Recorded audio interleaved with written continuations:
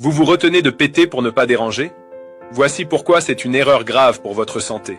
Vous pensez que péter c'est sale, malpoli, gênant? Eh bien moi je vais vous dire une chose, se retenir de péter, c'est peut-être l'un des pires gestes que vous faites chaque jour contre votre santé. Oui, je sais, ça fait rire. Mais votre ventre, lui, il ne rigole pas du tout.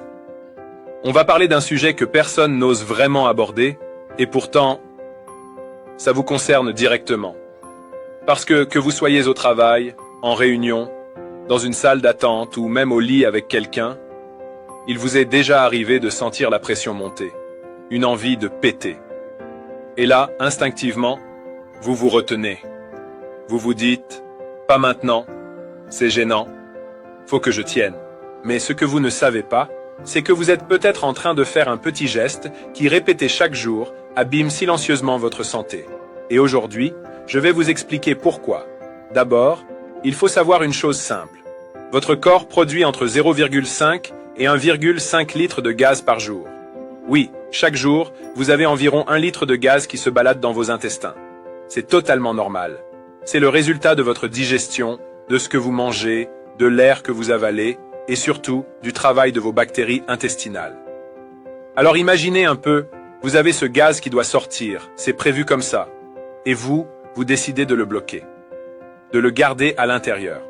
Encore et encore. Ça commence doucement, ballonnement, lourdeur, maux de ventre. Puis avec le temps, vous ressentez des crampes, des douleurs digestives, parfois même des reflux acides. Et si vous insistez, ça peut aller jusqu'à perturber votre transit. Mais ce n'est pas tout. Quand vous vous retenez trop souvent, le gaz peut remonter dans votre système digestif. Et oui, il peut même finir par être réabsorbé dans votre corps. Et devinez où il peut ressortir? Par vos poumons. Résultat, mauvaise haleine, sensation d'étouffement, inconfort permanent. Et tout ça pourquoi? Pour ne pas déranger, pour éviter un bruit ou une odeur? Mais votre corps, lui, il demande juste à fonctionner normalement. Mes amis, ne gardez pas pour vous seul ce qui peut sauver des vies. Vos interactions sont essentielles pour faire connaître cette vidéo. Merci de la liker et de la partager. Alors voilà ce que je vous propose. Ce n'est pas compliqué. 1. Quand vous sentez que ça monte, allez aux toilettes. Isolez-vous 2 minutes, relâchez. Faites-le discrètement, oui, mais faites-le. Votre ventre vous dira merci. 2. Surveillez ce que vous mangez. Certains aliments favorisent la production de gaz. Choux, haricots, soda, aliments ultra transformés. Mais vous pouvez aussi aider votre digestion. Buvez de l'eau, mâchez lentement, bougez un peu après les repas. 3. Dédramatiser. Péter, c'est naturel. C'est un signe que votre système digestif fonctionne. Ce n'est pas une honte, ce n'est pas un défaut, c'est juste la vie. D'ailleurs, on a déjà vu ça à l'hôpital. Une femme, très pudique, détestait l'idée de péter devant qui que ce soit. Même seule, elle se retenait.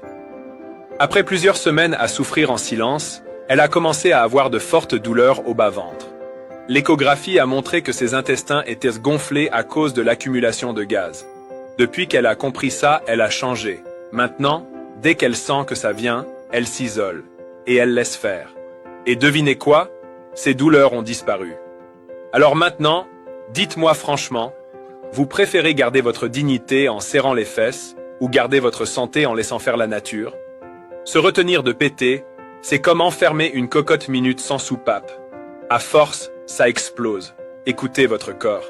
Il sait ce qu'il fait, même quand il veut péter. Si vous avez appris quelque chose aujourd'hui, partagez cette vidéo. On a tous quelqu'un dans notre entourage qui se plaint d'avoir mal au ventre. Peut-être qu'il a juste besoin de comprendre ça.